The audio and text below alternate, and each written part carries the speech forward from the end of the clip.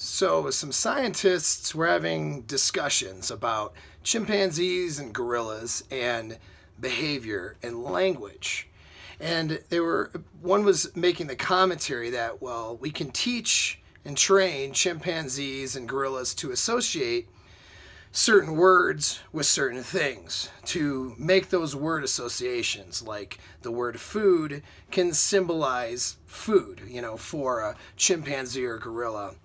However, we cannot teach them how to conceptualize language.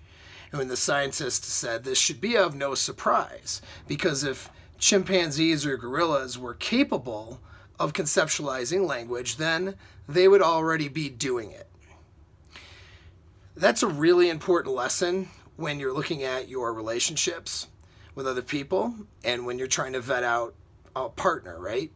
Or a good long-term partner to complement your life, or even short-term partner to complement your life, whatever it may be. Some people just aren't capable, all right? If they were capable, then they would already be doing the things that you would want them to be capable to be able to do. All right. If they're not able, now on that note, of course, yes, people can make changes. I wouldn't be a coach and I wouldn't have a channel if I didn't believe in people's, capacity for change, and sometimes drastic change. But at the end of the day, though, they have to be capable of that change, and they have to demonstrate that capabilities.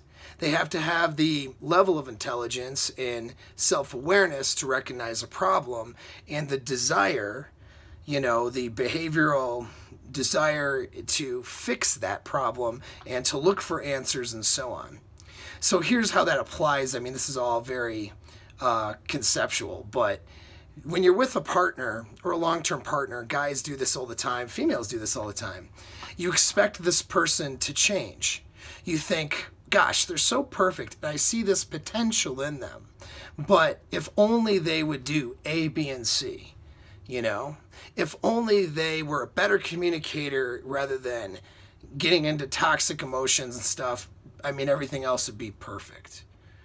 Or if only they were more attentive and put more effort, they seem to just be lazy, have an entitlement mentality, but they're great though otherwise, but they're just not putting that effort into the relationship I like them to put it in, or they're just not, their anxiety is just pushing them to the brink, and then we can't have a good, healthy communication or relationship when they get that way. Or maybe they're really disorganized and they don't, you just wish they were more disorganized, right? This is this things, or anger problem. Maybe he has an anger problem. He'd be great if it wasn't for the fact that he gets so angry sometimes, and, and that it's really destructive and creates these really toxic conflicts. If only he would be different, right? And so you expect this other person to be different because you see the potential of them if they were different, and you can see how great they would be if they were different. But what you're overlooking is they just might not be capable. All right? How do we recognize whether they're capable or not?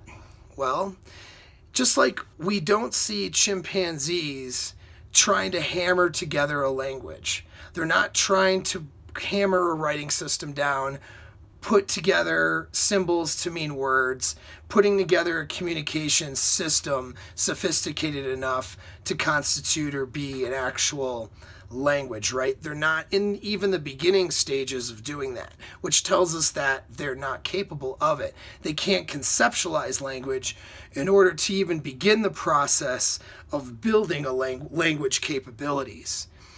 Well, if somebody's really toxic and they can't even conceptualize how toxic they are, what makes you think that they're capable of actually building and removing that toxicity and building healthy patterns?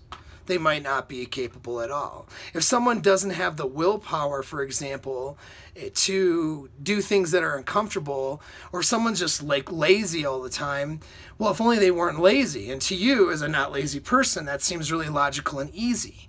But what you're overlooking is they might not be capable. If they're not demonstrating the capabilities of removing those lazy behaviors, replacing it with new, better behaviors, whatever, you have to assume Until somebody proves that they have the capabilities of doing something through a desire and an effort, and I mean genuine desire and genuine effort, not just, you know, I'm going to placate and demonstrate an effort for a show that isn't an actual effort at all, right? I mean, if they're really looking for solutions to a problem that they have, if they're trying to remove toxicity, overcome trauma, overcome bad behavior patterns, and they're looking for answers, and they're looking to implement things, that means that they conceptualize the problem, and they can and are able and capable of conceptualizing solutions. They might not be there yet, but they're capable of it, and they're demonstrating that genuine desire and effort. But if you have somebody who isn't demonstrating that, and is only doing that in a false manner in order to kind of keep you satisfied and to make you believe that, you know, they'll be improving or whatever, and they don't really care to, if they don't take personal responsibility, for example, for the problems that exist. And we can just talk toxic behavior patterns if we're talking relationships, right? If they don't take responsibility for their toxic behavior, you know, if they don't seem to even conceptualize it or see it, other than to agree with you to avoid an argument or whatever, then they might not be capable. And if it's a case that if they're not demonstrating capabilities, then you have to move on. Let's look at an extreme case, cheating. Some people are not capable of monogamy. All of their behavior patterns demonstrate that they don't have the capability of maintaining a committed monogamous relationship for very long. For whatever reason that is, and we've talked about that in other videos. Expecting them to be different is like expecting a chimpanzee to all of a sudden conceptualize and develop a language. If you're getting a pile of excuses for their past behaviors and you're not seeing any genuine change or action, you have to assume that they're just not capable of that action. And let's say you're with this person who's a notorious classic cheater. What makes you think that she's not going to cheat on you if she's not capable, right? It doesn't matter how alpha you are, as a male, doesn't matter how good you are to her, doesn't matter how great you are in bed, you know, as a chick or a female, doesn't matter how much you give and how much effort you put in. If that person is not capable of monogamy, they will eventually fail at that task. And there's no amount of wishing, hoping things will be different that will make that different. If somebody has an anger problem and can't conceptualize it and doesn't see or isn't going to behave different, they may temporarily curb their anger because of, you know, negative consequences, but once those negative consequences aren't in their face, they'll continue their old behavior patterns because they can't conceptualize making that change. So if someone is unable to eat, if it's just simply not capable, you can't internalize your partner's unwillingness to do something as a failure in you, okay? If the person you're dating or in a relationship with is not making the changes and not doing the actions necessary to be in a healthy relationship, don't assume that you are the problem. If they're not demonstrating an ability to do those things, you have to assume that they're not capable. Maybe they will surprise you in a year or two, but you really can't wait around for that. Okay, so that's where you decide and make the choices to remove toxic people out of your life and remove toxic relationships out of your life.